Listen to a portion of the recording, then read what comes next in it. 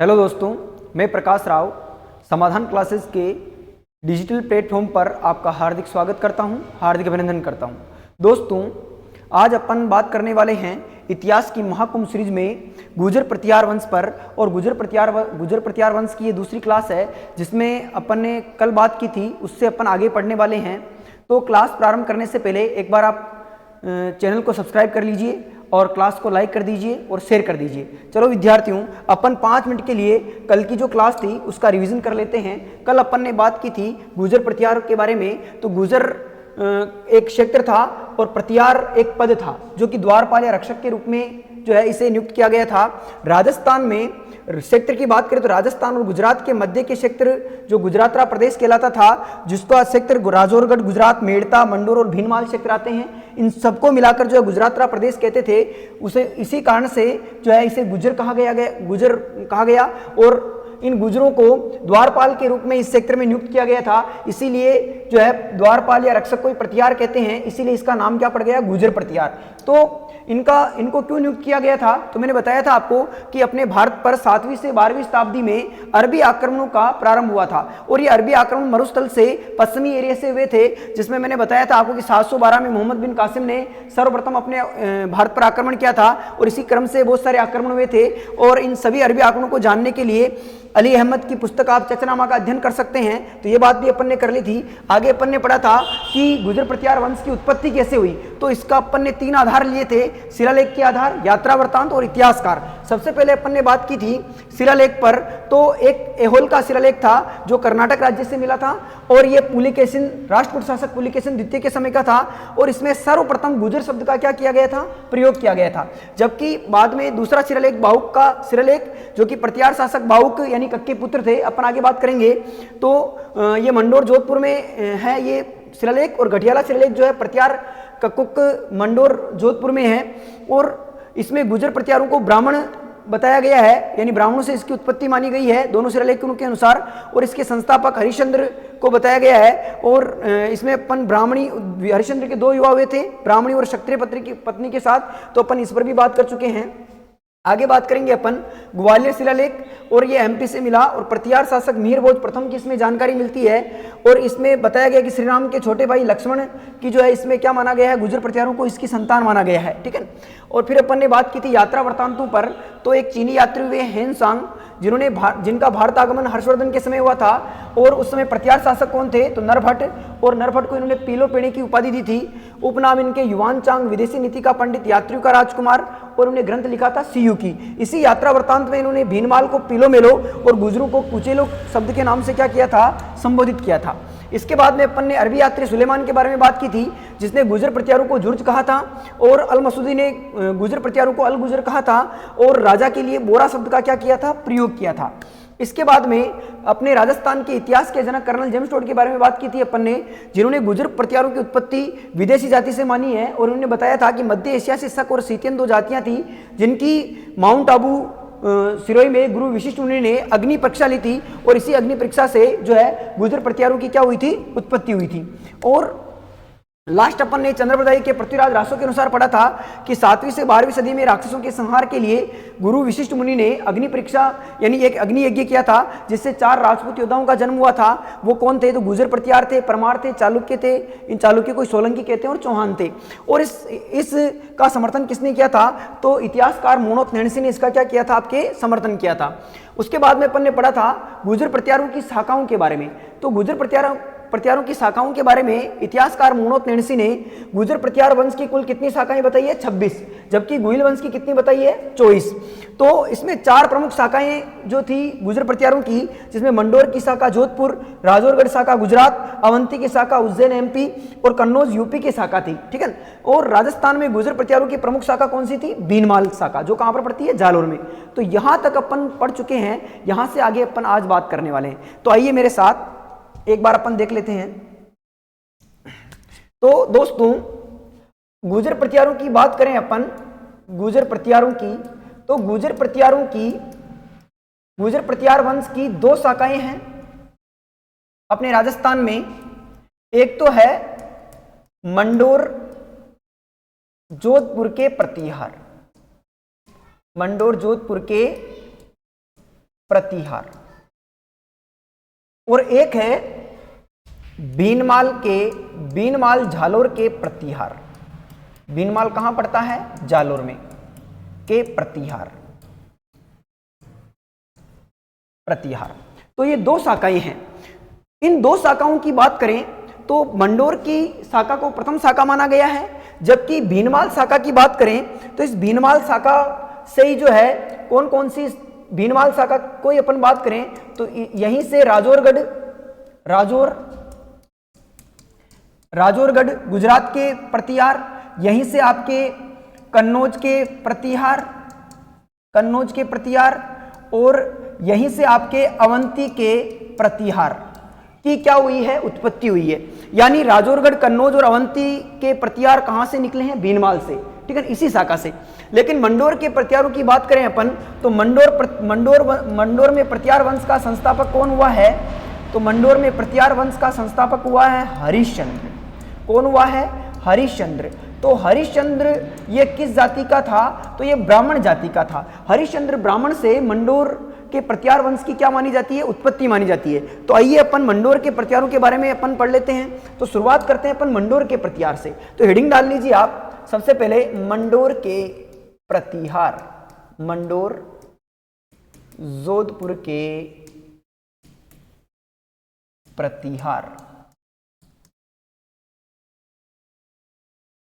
दोस्तों सबसे पहले तो अपन मंडोर प्रतिहार की वंशावली के बारे में देख लेते हैं, इनके शासकों का क्रम क्या रहा है, क्योंकि क्रम पूछते हैं। तो सबसे पहले बात करें अपन तो मंडोर के प्रतिहार वंश में पहले शासक हुए जिनका नाम क्या था? हरिश्चंद्र। और हरिश्चंद्र जो है ये प्रतिहार वंश के मंडोर में क्या माने जाते हैं? संस्थापक माने जाते हैं। इनके बाद में जो शासक आया था उसका नाम क्या था? तो हरिश्चंद्र के बाद में इनका पुत्र शासक बना था जिसका नाम था रज्जिल। क्या नाम था? रज्जिल। और रज्जिल के बाद में जो शासक आया था, रज्जिल का पुत्र शासक बना था जिसका नाम था नरभट्ट। क्या नाम था? नरभट्ट। और इस नरभट्ट के बाद में जो शासक बना था उसका नाम था नागभट्ट प्रथम। और नागभट्ट प्रथम के बाद में जो शासक बना था उसका नाम था आपके प्रतिहार शासक भोज। और प्रतिहार शासक के बाद में शासक बना जिसका नाम था प्रतिहार शासक जोट। कौन था? प्रतिहार शासक जोट। और प्रतिहार शासक जोट के बाद में शासक बना था जिसका नाम था सीलुक। क्या नाम था? सीलुक। और सीलुक के बाद में शासक बना था कक। कौन शासक बना था? कक। और कक के कितने पुत्र हुए थे विद्यार्थियों? 2 पुत्र हुए थे। एक का नाम तो था बाउक और एक का नाम था कुक्कक। एक का नाम क्या था? कुक्कक। तो इस प्रकार से ये मंडोर के प्रतिहार वंश की क्या रही है? वंशावली रही है। तो अपन सबसे पहले किस पर बात करने वाले हैं? हरिश्चंद्र पर। तो चलिए अपन हरिश्चंद्र से शुरुआत करते हैं मंडोर के प्रतिहार वंश की। मंडोर का प्रतिहार वंश और इसका संस्थापक पुरुष कौन हुआ है? हरिश्चंद्र। और अभी अपन ने बात की थी कि हरिश्चंद्र जाति से क्या था? ब्राह्मण था। जाति से क्या था विद्यार्थियों? ब्राह्मण था। हरिश्चंद्र की विद्वता के कारण, जाति से ब्राह्मण था और हरिश्चंद्र की विद्वता के कारण इसे एक उपाधि दी गई थी। इसकी विद्वता के कारण इसे एक उपाधि दी गई थी। क्या उपाधि दी गई थी इसे? तो इसकी उपाधि की बात करें अपन तो इसकी उपाधि थी रोहिल्दी। क्या नाम था? रोहिल्दी। ये प्रश्न अभी हाल ही में पशु परिचर एग्जाम में भी प्रश्न पूछा गया है और सीईटी में भी प्रश्न पूछा गया है कि किस प्रतिहार शासक की उपाधि जो है रोहिल्दी थी। तो किस प्रतिहार शासक की थी? हरिश्चंद्र जो है शासक था जो कि प्रतिहार वंश का संस्थापक था जिसकी उपाधि क्या थी? रोहिल्दी। ठीक है। दूसरी बात आपको ध्यान रखनी है कि ये प्रतिहार वंश का क्या माना जाता है? प्रतिहार वंश का संस्थापक पुरुष। और जो संस्थापक पुरुष होता है उसे क्या कहते हैं? आदि पुरुष कहते हैं। क्या कहते हैं? आदि पुरुष। तो प्रश्न ऐसा आ जाए आपके कि प्रतिहार वंश का आदि पुरुष या संस्थापक पुरुष कौन है? तो हरिश्चंद्र। और इस हरिश्चंद्र के विद्यार्थियों, हरिश्चंद्र के कितने विवाह हुए थे? 2। हरिश्चंद्र की कितनी लुगाएं थी? तो 2 लुगाएं थी। कितनी लुगाएं थी? 2 पत्नियां थी। इसका पहला विवाह हुआ था, पहली पत्नी थी इसके ब्राह्मणी। कौन थी? ब्राह्मणी थी। क्योंकि अपन ने बात की थी कि ये किस जाति का था, ब्राह्मण जाति का था, इसीलिए इसकी पत्नी भी कौन होगी, ब्राह्मणी। लेकिन इतिहास में इस ब्राह्मणी के नाम का कोई उल्लेख नहीं मिलता है। और दूसरी पत्नी थी इसकी जिसका नाम था जो थी क्षत्रिया, ठीक है। और इस क्षत्रिया का नाम मिलता है इतिहास में भद्रा। क्या नाम मिलता है, भद्रा। और विद्यार्थियों इस भद्रा से हरिश्चंद्र के 4 पुत्रों की उत्पत्ति हुई। कितने पुत्रों की उत्पत्ति हुई, 4 पुत्र। कितने पुत्र हुए इसके, 4। ये 4 पुत्र कौन कौन से थे उन पर भी बात कर लेते हैं अपन। तो हरिश्चंद्र का सबसे बड़ा पुत्र था जो कि क्षत्रिय से हुआ था, उसका नाम था भोग भट्ट। क्या नाम था, भोग भट्ट। दूसरा था आपके कद्दक और तीसरा था रज्जिल और चौथा था आपके दद या इसे कहते हैं दह। तो इस प्रकार से 4 पुत्र हुए थे किसके, हरिश्चंद्र के। किससे, क्षत्रिय से। और क्षत्रिय पत्नी का नाम क्या था, तो भद्रा था। तो इस प्रकार से 4 पुत्र हुए। लेकिन इन चारों पुत्रों में से सबसे योग्य पुत्र जो शक्तिशाली पुरुष था, प्रतापी पुरुष था और योग्य पुत्र था उत्तराधिकार के लिए, उसका नाम क्या था आपके, रज्जिल। तो रज्जिल हरिश्चंद्र का क्या बनता है विद्यार्थियों, उत्तराधिकारी बनता है। तो अब अपन किस पर बात करने वाले हैं, तो रज्जिल पर बात करने वाले हैं। आगे चलते हैं अपन, हेडिंग डाल लीजिए आप, प्रतिहार वंश का संस्थापक रज्जिल। तो रज्जिल की बात करूं मैं विद्यार्थियों, तो ये जो रज्जिल था ये प्रतिहार वंश का प्रथम ऐसा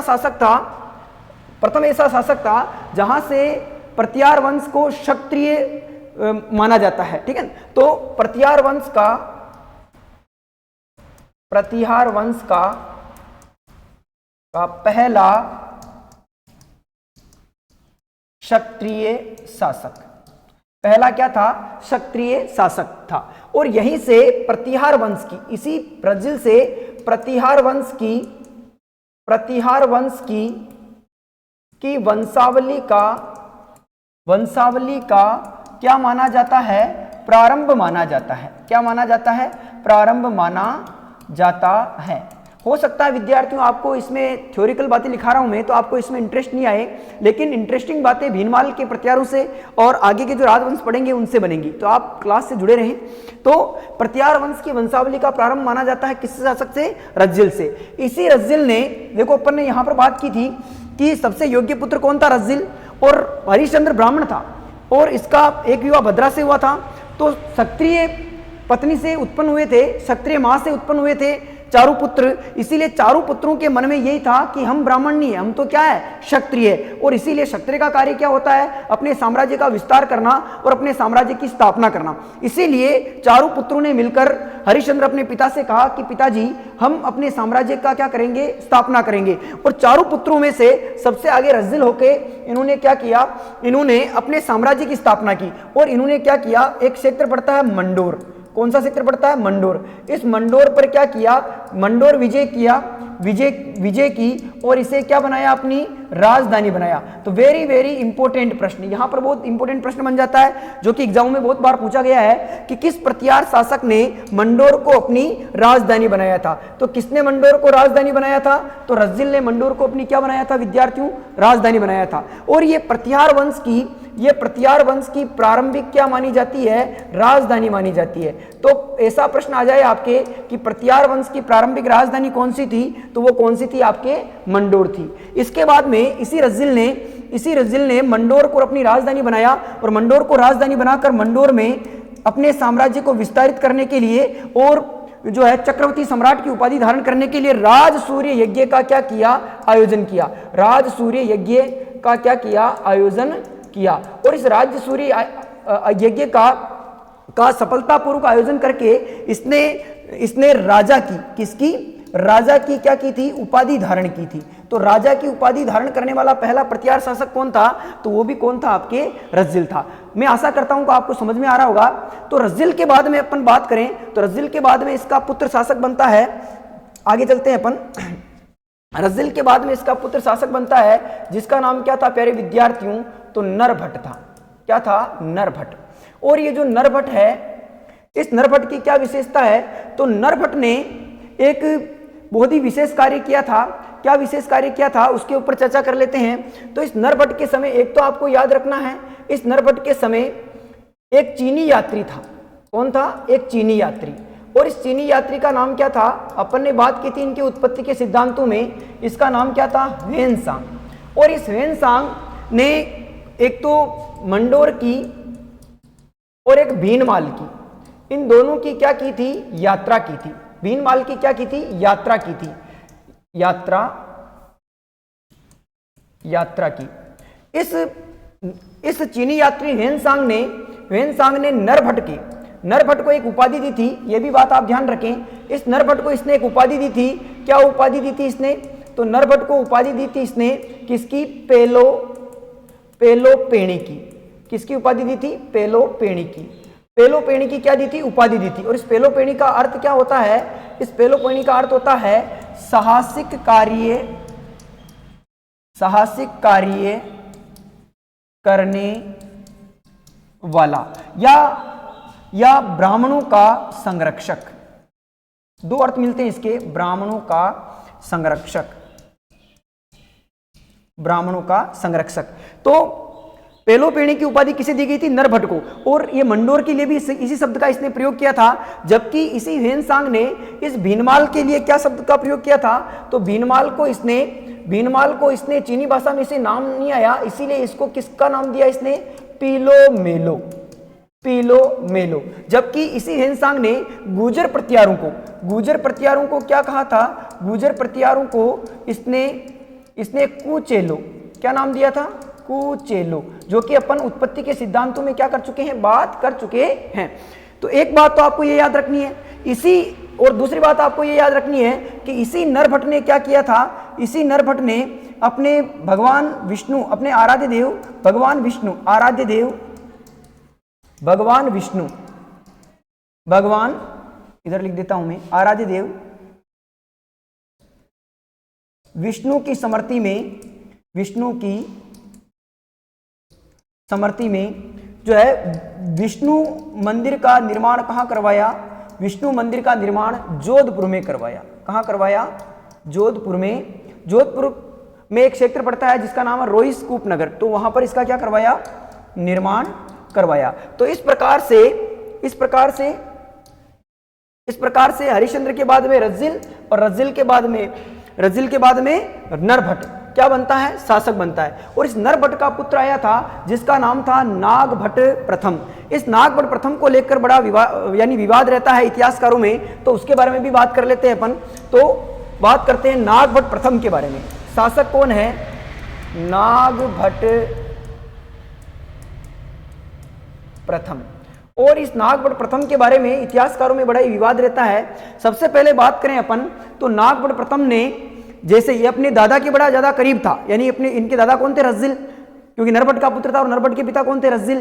तो रज्जिल के दादा करीब था, और रज्जिल के करीब होने के कारण यानी पौत्र को दादा से ज्यादा लगाव था, इसीलिए दादा से इन्होंने कहा कि हे दादा, मेरा जो मन है इस सेक्टर में लगता नहीं है, तो मैं इस सेक्टर को छोड़कर किसी दूसरे सेक्टर में जाना चाहता हूं, यानी अपने साम्राज्य का क्या करना चाहता हूं? विस्तार करना चाहता हूं। और इसी बात को लेकर इन्होंने क्या किया? इन्होंने अपने साम्राज्य की राजधानी मंडोर से स्थानांतरित कर कहां पर लेकर गए? तो मंडोर से स्थानांतरित करके राजधानी कहां पर लेकर गए? मेड़ता। और मेड़ता कहां पड़ता है विद्यार्थियों? नागौर में। कहां पड़ता है? नागौर में। तो वेरी वेरी इंपॉर्टेंट प्रश्न, बड़ा ध्यान दीजिए आप, वेरी वेरी इंपॉर्टेंट प्रश्न। क्या प्रश्न पूछा जाता है? यहां से प्रश्न पूछा जाता है कि ऐसा प्रतिहार शासक जिसने मेड़ता को अपनी क्या बनाया? राजधानी, वो कौन था? तो वो था नागभट्ट प्रथम। इसी नागभट्ट प्रथम ने पुष्कर सरोवर की सीढ़ियों का क्या करवाया? निर्माण करवाया। लेकिन आप यहां पर एक नोट लगाकर एक बात और लिख सकते हैं। क्या बात लिखनी है आपको? साथ में यह बात भी आपको याद रखनी है नोट लगा के, कि दो इतिहासकार हुए हैं अपने राजस्थान के, बड़े ही जो है प्रभावशाली इतिहासकार हैं, जिनके इतिहास को अपन पढ़ते हैं और बड़ी ऑथेंटिक जानकारियां मिलती है उससे। एक तो वे हैं आपके गोपीनाथ शर्मा। एक तो कौन हुए हैं? गोपीनाथ शर्मा। और एक हुए हैं डॉक्टर दशरथ शर्मा। कौन हुए हैं? डॉक्टर दशरथ शर्मा। ये दोनों इतिहासकार ऐसे हैं जिन्होंने पुष्कर सरोवर की सीढ़ियों का निर्माण किसके द्वारा करवाया माना है? पुष्कर सरोवर की सीढ़ियों का निर्माण इनके अनुसार किसने करवाया है? तो भीनमाल का एक प्रतिहार शासक होगा जिसका नाम होगा नागभट्ट द्वितीय, जो कि 783 से 95 तक जो है वो 783 से 795 से 833 तक क्या बनेगा? शासक बनेगा। और यही जो है कन्नौज पर अधिकार करके कन्नौज को अपनी क्या बनाएगा? राजधानी बनाएगा। नागभट्ट द्वितीय जो कि कहां का शासक है? भीनमाल का। लेकिन ये किसके अनुसार कौन से इतिहासकार मानते हैं? तो गोपीनाथ शर्मा और डॉक्टर दशरथ शर्मा ये इस बात को मानते हैं, ठीक है। बाकी नागभट्ट प्रथम, जो मंडोर का नागभट्ट प्रथम है, उसने पुष्कर सरोवर की सीढ़ियों का क्या करवाया था? निर्माण करवाया था। आगे चलते हैं। नागभट्ट प्रथम के बाद में बात करें अपन, तो नागभट्ट प्रथम के बाद में शासक कौन बना? तो नागभट्ट प्रथम के बाद में शासक बना जोट प्रतिहार। लेकिन यह भी इतना इंपॉर्टेंट शासक नहीं था। और उसके बाद में आया एक शासक आया जिसका नाम था सिलुक। कौन था? सिलुक। उसके बारे में भी बात कर लेते हैं अपन। सिलुक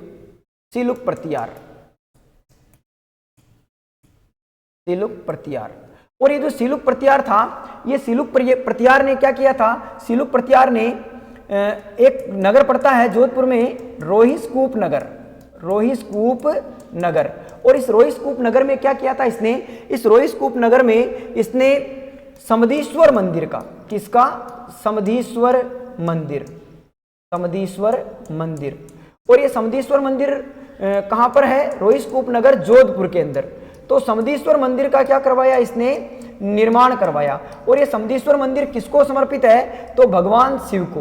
किसको समर्पित है? भगवान शिव को जो है ये मंदिर क्या है? समर्पित है। तो इस समधीश्वर मंदिर का निर्माण किसने करवाया था? सिलुक प्रतिहार ने करवाया था। लेकिन यहां पर आप एक बात और ध्यान रखें, नोट लगा के एक बात और ध्यान रख सकते हैं। क्या बात याद रखनी है आपको? एक समधीश्वर मंदिर बड़ा प्रसिद्ध है जिसका नाम, जो कहां पर है? आपके चित्तौड़गढ़ के अंदर। समधीश्वर मंदिर। और ये जो समधीश्वर मंदिर है ये कहां पर है? चित्तौड़गढ़ के अंदर। और इसका निर्माण किसने करवाया था? तो एक परमार राजवंश के शासक हुए थे जिनका नाम था परमार राजा भोज। इन्होंने इस मंदिर का क्या करवाया था? निर्माण करवाया था।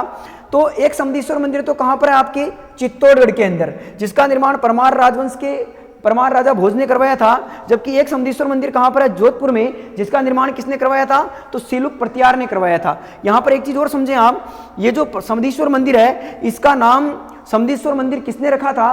तो एक शासक आएंगे, आप बात करेंगे अपन मोकल, वो इसका नाम क्या रखेंगे? समधीश्वर मंदिर रखेंगे। सबसे पहले परमार राजा भोज ने इसे त्रिभुवन नारायण मंदिर के नाम से इसका निर्माण करवाया। फिर बाद में मोकल आए, महाराणा मोकल, जो कि मेवाड़ सिसोदिया राजवंश से पढ़ते हैं अपन, तो उन्होंने इसको समधीश्वर मंदिर के नाम से इसका जीर्णोद्धार करवाकर इसको समधीश्वर मंदिर नाम दे दिया। फिर बाद में मोकल के पुत्र आए थे राणा कुंभा, और कुंभा ने इस मंदिर को कुंभश्याम मंदिर का नाम दिया था। तो ये एक ही मंदिर है जिसका अलग अलग समय में अलग अलग व्यक्तियों ने क्या करवाया था? जीर्णोद्धार करवाया था। जबकि निर्माण किसने करवाया था? तो परमार राजा भोज ने इसका क्या करवाया था? निर्माण करवाया था। तो सिलुक के बाद में अपन आगे चलते हैं। उससे पहले मैं एक पानी पी लेता हूं।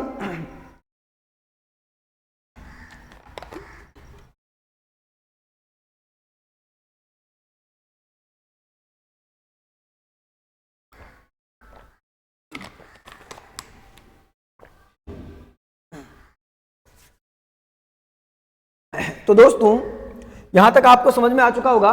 तो सिलुक के बाद में अगर शासक की बात करें अपन, तो सिलुक के बाद में शासक बने थे जिनका नाम था विद्यार्थियों जोट प्रतिहार।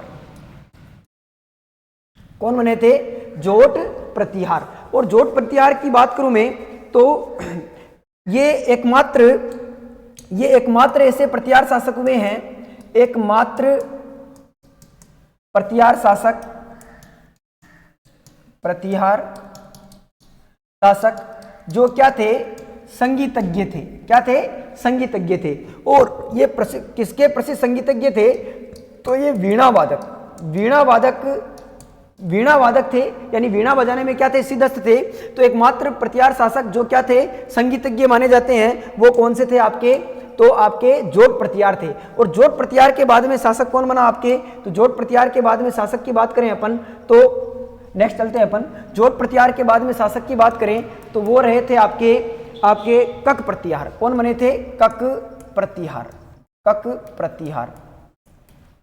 और कक प्रतिहार वेरी इंपॉर्टेंट शासक है प्रतिहार वंश में, कक प्रतिहार। और इन कक प्रतिहार की बात करें अपन तो कक प्रतिहार के दो विवाह हुए थे। कक प्रतिहार के कितने विवाह हुए थे, 2। कक प्रतिहार के 2 विवाह हुए थे। पहला विवाह तो इनका हुआ था पद्मनी भाटी के साथ, जैसलमेर की भाटी राजकुमारी थी पद्मनी भाटी, तो इनके साथ जो है इनका विवाह हुआ था। और दूसरा विवाह हुआ था इनका जो है दुर्लभ देवी के साथ। किसके साथ, दुर्लभ देवी के साथ। अगर मैं बात करूं तो पद्मनी भाटी जो कि जैसलमेर की राजकुमारी थी, इनको पुत्र रत्न की प्राप्ति हुई जिसका नाम था बाउक। इनको पुत्र प्राप्ति हुई थी पद्मनी से, जिसका नाम क्या था, जिसका नाम था बाउक। क्या नाम था, बाउक प्रतिहार, बाउक प्रतिहार। और इस बाउक प्रतिहार जो है वेरी वेरी इंपॉर्टेंट शासक प्रतिहार वंश का माना जाता है। क्यों माना जाता है, क्योंकि इसने एक शिलालेख लिखवाया था जिसका नाम था बाहुक का शिलालेख। और ये बाहुक का शिलालेख कहाँ पर है, तो आपके जोधपुर में। कहाँ पर देखने को मिलेगा ये आपको, जोधपुर में।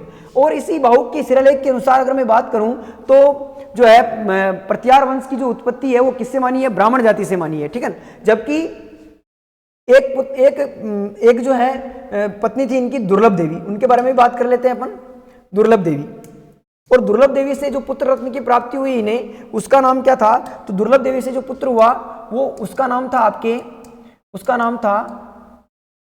कुक्कक। क्या नाम था, कुक्कक। और ये जो कुक्कक था, इस कुक्कक के समय 2 शिलालेख लिखे गए थे। कौन कौन से, एक तो लिखा गया था घटियाला का शिलालेख, घटियाला का शिलालेख। और एक लिखा गया था हाथीपुला का शिलालेख, हाथीपुला का शिलालेख। तो 2 शिलालेख इसके समय लिखे गए थे। और इसी कुक्कक को इसकी दानशीलता के कारण, इसकी दानशीलता, एक चीज ये भी ध्यान रख सकते हैं आप, इसकी दानशीलता के कारण जो है इस कुक्कक को प्रतिहार वंश का क्या कहा जाता है, तो प्रतिहार वंश का कर्ण कहा जाता है।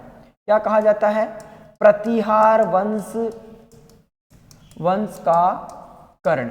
इसकी दानशीलता के कारण क्या कहा जाता है, प्रतिहार वंश का कर्ण कहा जाता है। जबकि भीनमाल के प्रतिहारों में अपन पढ़ेंगे कि नागभर द्वितीय जो था उसने कर्ण की क्या की थी, उपाधि धारण की थी, ठीक है। तो प्रतिहारों का कर्ण किसे कहते हैं आपके, तो कुक्कक को कहते हैं। तो ये वंशावली आपके जो है किस राजवंश की थी, तो मंडोर के प्रतिहार राजवंश की थी। इसके बारे में अपन कल और आगे जो है भीनमाल के प्रतिहार पढ़ेंगे, जिससे प्रतिहार जो मेन वंश राजवंश है प्रतिहार वंश का, भीनमाल प्रतिहार राजवंश, उसके बारे में अपन अगली क्लास में चर्चा करेंगे। तो आप आज के लिए बस इतना ही। धन्यवाद। जय हिंद, जय भारत।